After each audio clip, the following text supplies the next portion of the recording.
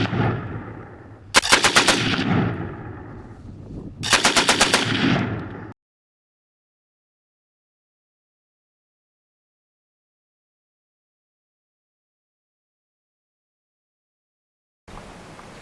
thanks for tuning in to another episode of Forgotten Weapons.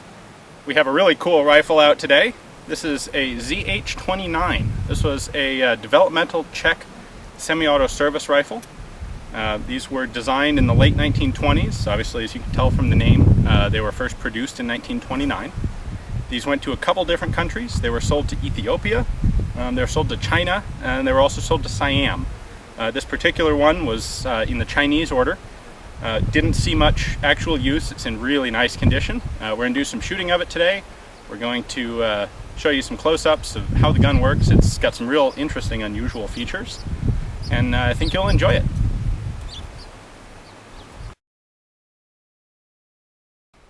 You can see that this gun, the bolt is totally exposed here on the right-hand side.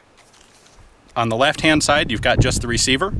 The way this works is the bolt actually locks sideways into the wall of the receiver.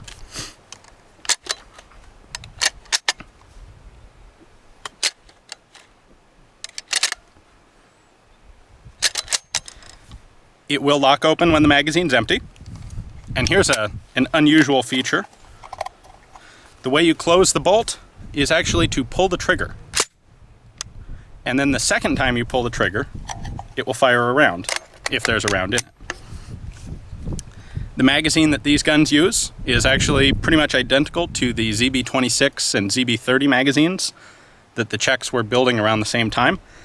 These guns came with 5 and 10 round magazines. We have a 10 rounder here.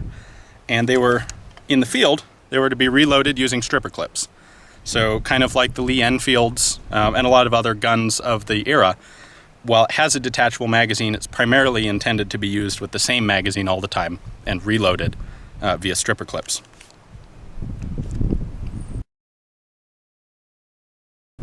One of the other interesting features here, this gun, the barrel is actually not parallel to the receiver.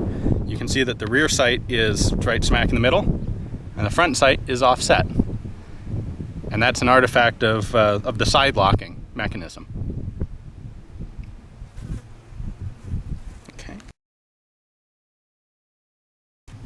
These guns are all semi-auto only. These didn't have any capability for full auto. You can see we have a safety lever here, 0 for safe, locks the trigger, and 1 for fire.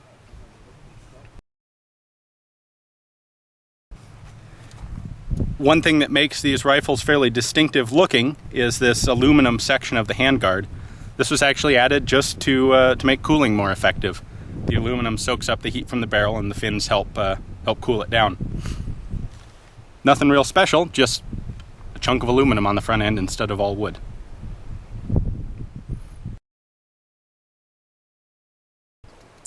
So one of the features here you can see that is something people discuss even nowadays. There are actually dual ejectors on this gun. You can see the 2 plungers in there. If one fails, you still have one in there that'll eject a cartridge.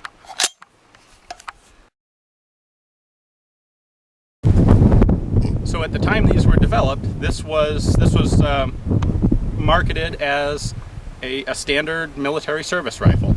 So this would have been in competition with things like the US M1 Garand. In fact, one of these in 276 Peterson was submitted for US Army trials. It wasn't found to be satisfactory. Obviously the M1 won out.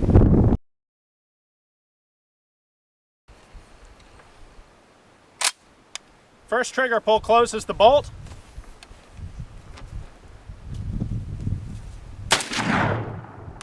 Next one fires.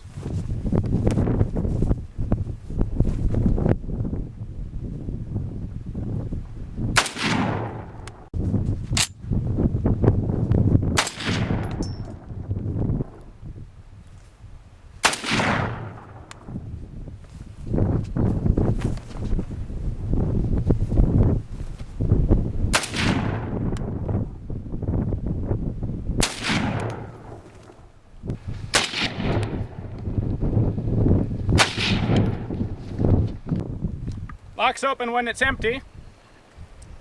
Reloaded with stripper clips.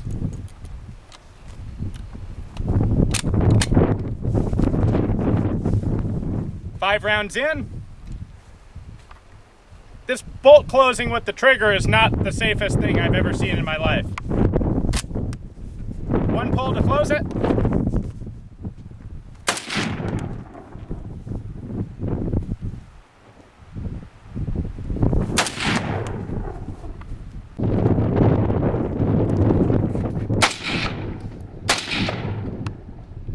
This is a nice feeling gun.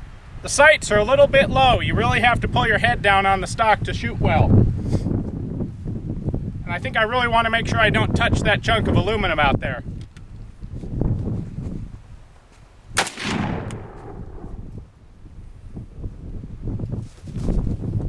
There you go, a ZH29.